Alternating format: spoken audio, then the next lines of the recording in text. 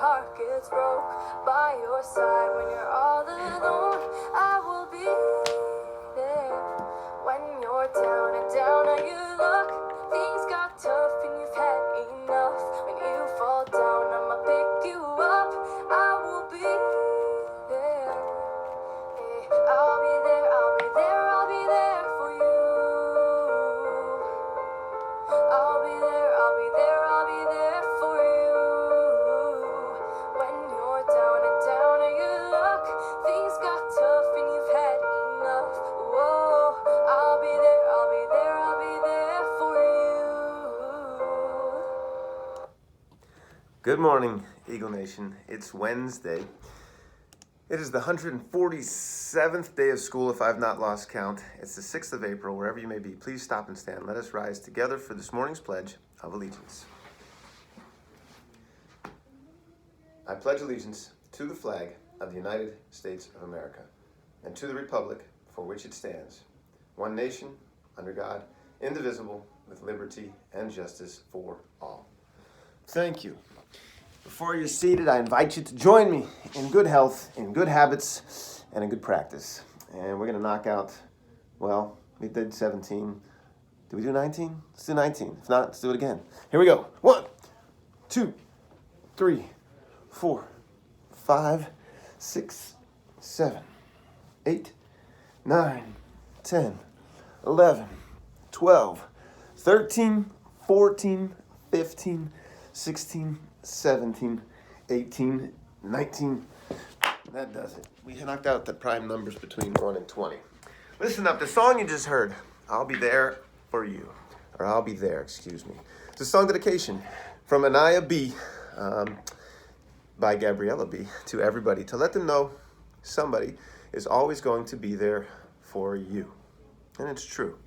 And today, specifically, thinking about who is there for you, who has been there for you and for all of us, time again, day in and day out, in difficult times, online, virtual year, sometimes during the summer, sometimes serving in the role as technicians or as technology specialists, as Google specialists, sometimes giving lessons and classes online, sometimes in person, escorting students to and from places they need to be, supervising students on the playground, helping students in the cafeteria, helping teachers in the classrooms, again and again and again, our paraprofessionals, our instructional assistants.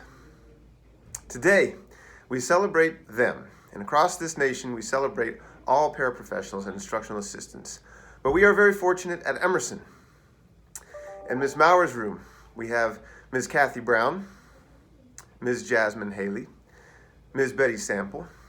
We celebrate you. So students, please make sure that you celebrate them today. I know that Ms. Mauer appreciates you too. In Mr. Marcos' classroom, we have Ms. Brenda Rogelio, Mr. Jason Parsons, and Ms. Ronisha Roberts. Today, we celebrate you as well. And I know Mr. Marcos and all of your students in there appreciate you. I know I certainly do. In Ms. Adler's room, we celebrate Ms. Violet Phillips and also Ms. Noemi Ramirez.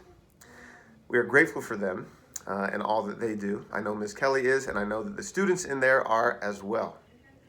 In Mr. Lovelady's classroom, Ms. Ana Santos and Ms. Aurelia Munoz. Thank you for all that you do.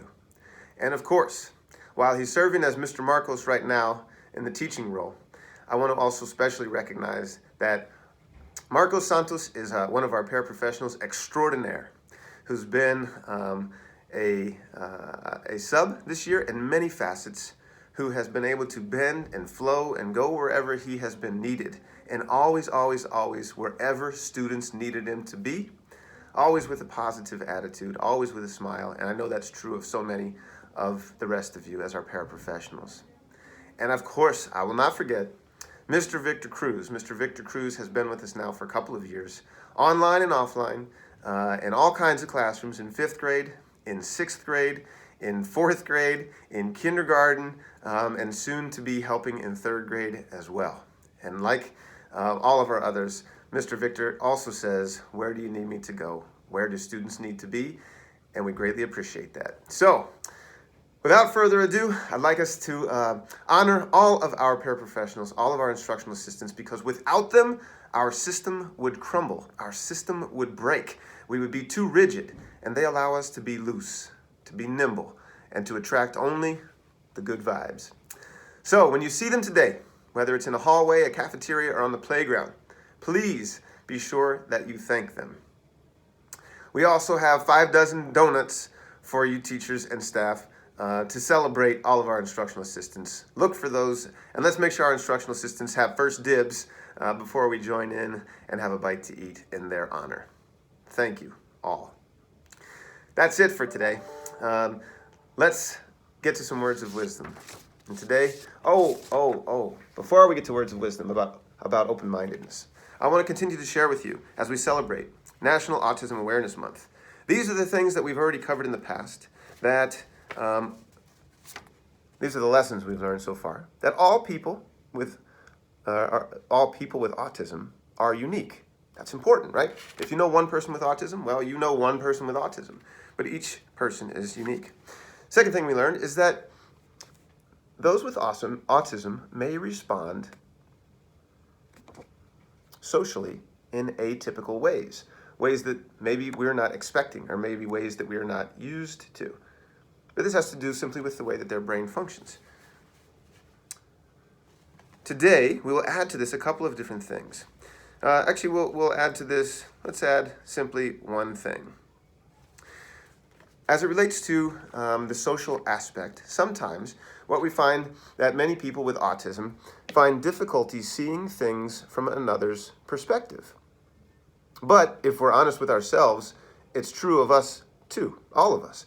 Sometimes it is difficult to see things from someone else's perspective. It means stepping outside of our own perspective and what's important to us and how we view things, and being able to imagine what the world looks like through somebody else's eyes and how it might feel to them. And for people with autism, this can be especially difficult. It can be learned over the course of time, but it can be difficult at first. So we can support each other with that, and it's a good practice for all of us to adopt the habit of taking perspective from other people. We continue our celebration, and soon we'll continue our writing for this essay contest this month. Let's get to some words of wisdom today on the topic of open-mindedness. Somebody wise once said this: minds are like parachutes. They work best when they're open. An important part of getting an education is learning to keep your mind open to new ideas and new possibilities. Maybe even we could say new perspectives. This doesn't mean you won't one day come up with your own ideas and beliefs. It simply means that you stay open to the idea of learning new things. Start making like a parachute and keep an open mind. With something to think about. This is Mr. Lodato. Mask up, stay in your zones, nope, keep your distance, then stay in your zones, put away your phones, and make it a great day, or not. And thank you once again to our paraprofessionals today.